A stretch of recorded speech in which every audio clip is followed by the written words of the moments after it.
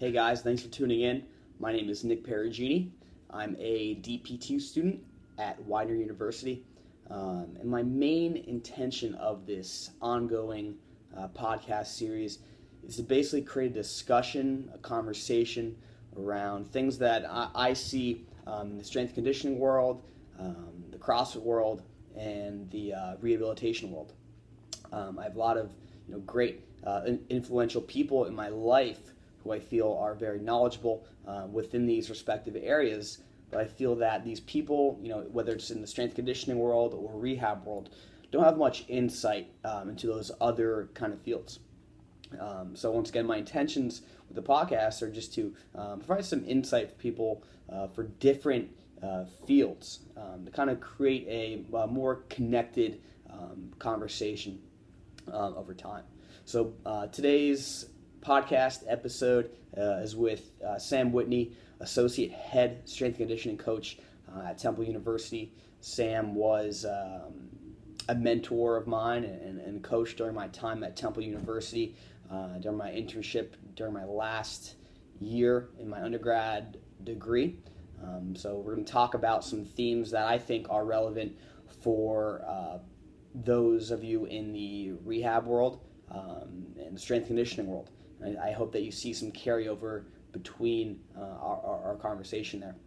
So some of the themes that we see in this episode are prioritizing the main things in your program, whether that be time management, recovery, or just creating a list of what's going to be the most beneficial things for either your patient, athlete, or sports team.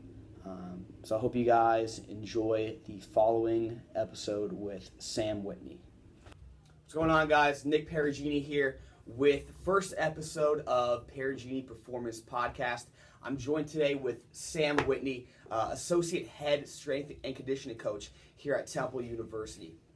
Before we get into the show today, Sam was a big mentor of mine here at Temple when I did my internship during my senior year for my undergrad degree. Sam kind of paved the way today for what I understand as current strength and conditioning and how a strength and conditioning coach should kind of conduct himself, whether that's with the programming, but especially with how a strength and conditioning coach should act kind of with his athletes and with the rest of the staff. I gave myself 5 words last night to describe Sam, and here's what I came up with: positive, hustle, humble, respect, and old school. I hope those 5 words do a great job at describing Sam. Briefly, I'm sure you'll sense that once we begin to have a discussion here. Anything else that we want to talk about Sam? Other than that, another reason why I like Sam, he's an NEPA guy. He comes from the Hazleton area, so that was one thing that we were able to relate on. So today's kind of theme, I guess we could say, is talking about the challenges that a strength conditioning coach has in challenges that we face on the collegiate level. I think a lot of people from the outside looking in, whether it's on the rehab side of things, the administrative side of things, and even just general bystanders looking into the strength conditioning world, do not understand that things usually do not always go as planned. As it becomes a challenge for the strength and conditioning coach to adapt and be able to make these last minute decisions on what is best for the athlete and the team. So Sam, let's go ahead and talk a little bit about some of the challenges that you see on a day-to-day basis dealing with managing your sports teams. Right, so I think what we're talking about here is basically what we call here at Temple practical programming, or in simpler terms, real-world programming, and what we do. And like Nick is saying, oftentimes, as coaches, being type A personality, we're very structured. Our program's very structured here, but also with the understanding that we need to be fluid on a daily basis. We're working with a lot of different teams, a lot of different coaches, a lot of different personalities for that matter. So things don't always go the way we planned with our hour that we have blocked off to work with each team, and this is an off day, that's an off day. Um, Training 3 days a week with a day of rest in between, or what have you. Those things very quickly can change and go out the window. And in order to be successful in this field, you have to be understanding and not afraid to step outside that box of maybe what the textbooks tell you to do, and in order to be successful and not burn yourself out, simply being stressed out with all the changes that come up on a daily basis, because it's a daily routine. So yeah, I mean, and Sam mentions there, being able to kind of act on the fly and not be so stuck to the plan. I think even in the rehab field, in personal training field, we have this template and we want to follow it to the T. When something happens, whether it's a scheduling error or a fatigue issue or volume issue from either what they're doing outside of the clinic or outside of the strength conditioning lab, we need to be able to adjust based on those things. So what are some variables that we mentioned that can kind of throw off a schedule, and what is your thought process then once kind of the plan gets thrown off? How do you evaluate, okay, we need to make sure we get our squats, our pulls and our cleans in, or hey, we're going to maybe just do a rehab prehab day depending on if they had volume. So what's your thought process kind of with those two things? Well, first, I think probably the most common thing we'll see would be with an individual athlete and not necessarily with the team. So that's your base level changes. You're going to have tweaks and minor injuries where we have to adapt their daily programming, and that's fairly easy. That's something that's easy to work with our sports medicine staff and the coaching staff to tweak those things. But when we're talking about the level of the entire team being affected schedule-wise, with good understanding that some days maybe they run long at practice, but they still need to be out of the weight room by a given time. So maybe our hour lift is cut down to 45 minutes. Other times they may need to get out early, so their lift is cut short on the back end.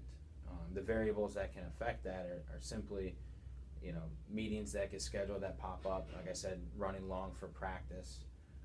Maybe they had a really hard, tough practice. A coach comes to you and says, they really did some tough drills today. They did a lot of running. They look a little tired. Then your brain starts working. The gears start turning. Well, how can I do my part in order to continue to be successful? And the answer is not always well we have to squat, we have to hit our numbers today in order to be more successful. Mm-hmm. More often than not, it's managing recovery. That's going to be the most important thing for us, while still trying to stick to our game plan. So I think to answer your question, those are a few things we see. Any given number of scenarios that come up, may have a different effect on how we change those things. So that example I just gave, where maybe they had a really tough practice, or even a really challenging game, and somebody played a lot of minutes or something like that.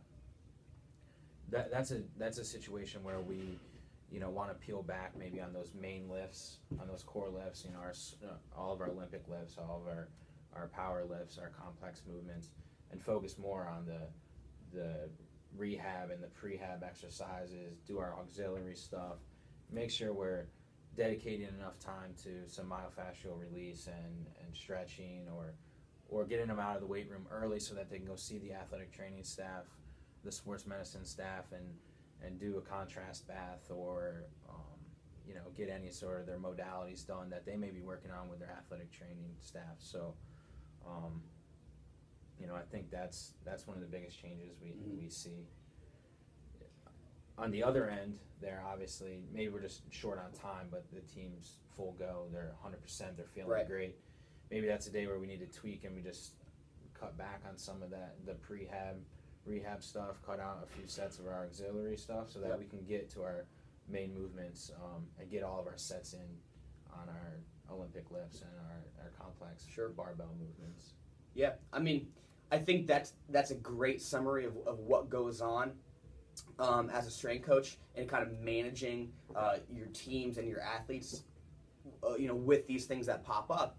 I know before I was able to see the inside kind of workings of a collegiate strength and conditioning operation, you have like these videos that you see pop up on Strength Network of teams just getting in there, crushing it, whether it's on these football highlight summer workout videos or whatever, and that's just not always the reality, and the reality is you're constantly as a strength coach kind of finding and kind of almost having to compete for the time, because strength and conditioning is not just the entire piece of the puzzle. It's just one piece of an entire athletic operation, but that shouldn't go unnoticed.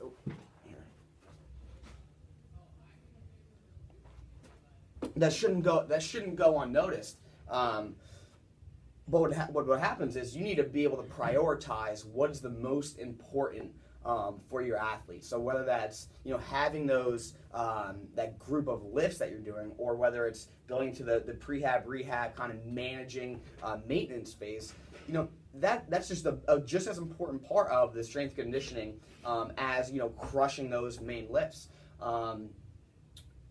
Even here at Temple, it's more of a holistic approach in that up top it's kind of transformed into this educational resource where we have the nutrition, we have the vitamins. I think those things are just as important, if not as important, as your actual workouts. I mean, you and I know, most of you guys know out there, that your recovery is going to be just as important as the actual workout itself. If we're not recovering correctly, if we're not sleeping correctly, if we're not getting in our nutrition, we don't see that progress as it's intended with our periodization or what have you.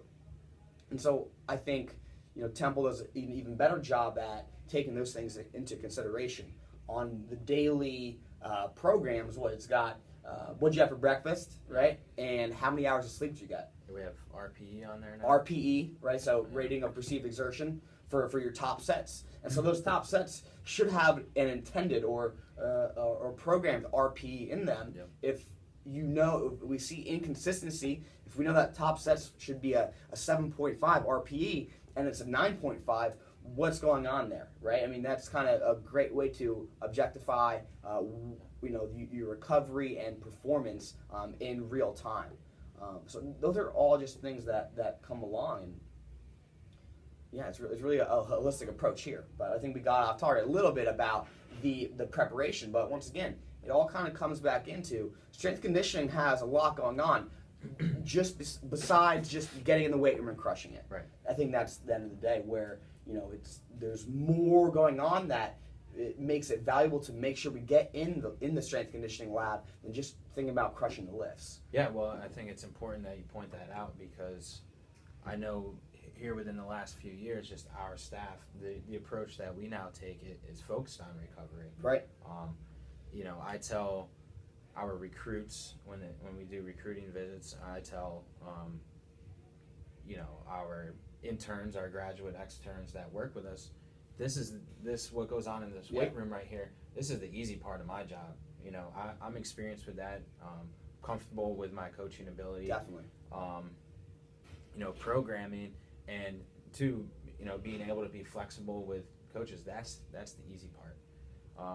The tough part for us now, the difficult part, is teaching recovery and all the different recovery methods. And I asked our student athletes, what do you do the other 20 to 21 hours of the day? Absolutely. That you're not with any of your coaches? That's huge. You spend an hour here with us, you spend 3 hours practicing your sport, but what are you doing the other 20 hours a day to get better? Mm-hmm. Because it's our job as strength and conditioning coaches to tear the muscle down so that they can get stronger, but we also need to make sure we're coming back from that type of workload, and also from their training that they do at practice or how they get beat up in games. So that's really the piece of the puzzle that we're preaching right now. So as you said, strength conditioning is more than just strength and conditioning, right? So we're able to provide some nutritional help here, some recovery drinks,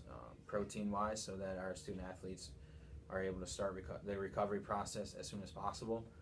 But now we're dealing with what do the coaches provide for the student athletes to eat when they're traveling on the road? How soon do you eat before a game? How soon do you need to feed them after a game? Again, those variables that are pretty hard to control sometimes when you're traveling across country and you don't know what options are going to be available to you and the team. Yep, and at the end of the day, I think that comes back to the common theme that we talked about is, that prioritize. And, time is our most limited asset, right?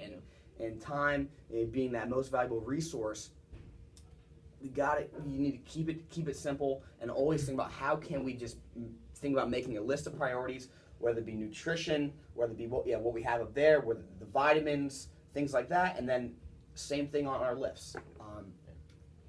I think that's a great kind of topic there. Well, I hope you guys enjoyed episode 1 of Perugini Performance Podcast. Hope you guys enjoyed Sam Whitney, great friend of mine, and a mentor, and I still reach out to him frequently about questions in the field. So stay tuned. Leave a like or comment if you like this. Give me some feedback. Thanks for watching, guys.